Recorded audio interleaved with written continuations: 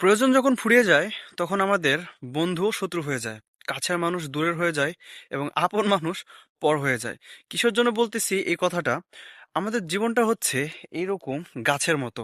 মানে আমার পিছনে যে খেজুর গাছটা দেখতে পাচ্ছেন, আমাদের মতো জীবন হচ্ছে তার এবং তাদের মতো জীবন হচ্ছে আমাদের। কেন এর কথা বলছি আমি আপনাদেরকে বুঝিয়ে দিচ্ছি। আমার পিছনে যে খেজুর গাছটা আপনারা দেখতে পাচ্ছেন, কেমন লাগছে দেখতে? খুব সুন্দর লাগছে না?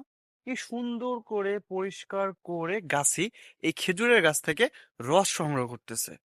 ঠিক আমাদের জীবনটাও এরকম। একটা জিনিস যদি আপনারা লক্ষ্য করেন, তাহলে দেখতে পাবেন যে এই খেজুরের গাছ কিন্তু বছরে একবার রস দেয়, আর সেটা হচ্ছে শীতের মৌসুমে। শীতের মৌসুম ছাড়া কিন্তু এই খেজুর গাছ থেকে কিন্তু রস সংগ্রহ করা যায় না বা হয় না, বা গাছেরা কিন্তু এটা করে না। সচরাচর সবচেয়ে বেশি শীতের সময় কিন্তু গাছেরা রস সংগ্রহ করে থাকে। এখন একটা জিনিস লক্ষ্য করেন যে সারা বছর কিন্তু এই গাছের দিকে কোনো গাছি বা কোনো লোক বা যে এটার মালিক, সেও কিন্তু এর দিকে ফিরেও তাকায় না।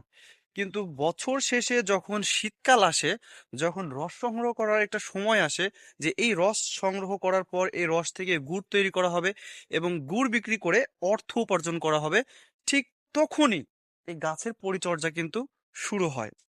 ঠিক আমাদের জীবনটাও বা আমাদের এই মানুষের জীবনটাও এরকম, যে প্রয়োজনে আমাদেরকে কিছু কিছু মানুষ যারা ব্যবহার করে। এমন দেখতে পাবেন যে আপনাকে খুব প্রয়োজন, তখনই কিন্তু আপনার কাছে আপনার কাছের লোক, বন্ধু, এরা কিন্তু আপনার সঙ্গ দিবে বা আপনার সাথে থাকবে। যখনই আপনার প্রয়োজন শেষ হয়ে যাবে, তখন কিন্তু আপনার দিকে আর কেউ ফিরেও তাকাবে না। আপনি কেমন আছেন, আপনার সংসার কেমন চলছে, আপনার জীবন কেমন চলছে, আপনি অভাবে আছেন নাকি কি আছেন, কেউ কিন্তু ঘুরেও তাকাবে না, আপনার খোঁজে নেব না।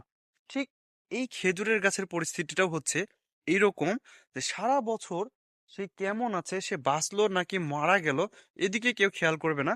বছর শেষে যখন রস সংগ্রহ করার বা রস দেওয়ার সময় আসবে, তখন গাছটিকে দেখুন কি সুন্দর পরিষ্কার করে পরিচর্যা করে এই গাছ থেকে রস সংগ্রহ করছে। এটাও কিন্তু একটা প্রয়োজন। প্রয়োজনের ভিত্তিতে কিন্তু এই গাছের যত্ন নেওয়া হচ্ছে। শীতকাল যখন চলে যাবে, তখন কিন্তু এই খেজুরের গাছের দিকে কেউ আর ফিরেও তাকাবে না। ঠিক আমাদের মানুষেরও যখন প্রয়োজন শেষ হয়ে যাবে, তখন কাছের মানুষও আমাদের দিকে ফিরেও তাকাবে না। আসলে কি এটাই প্রকৃতির নিয়ম? এটাই কি বাস্তবতা?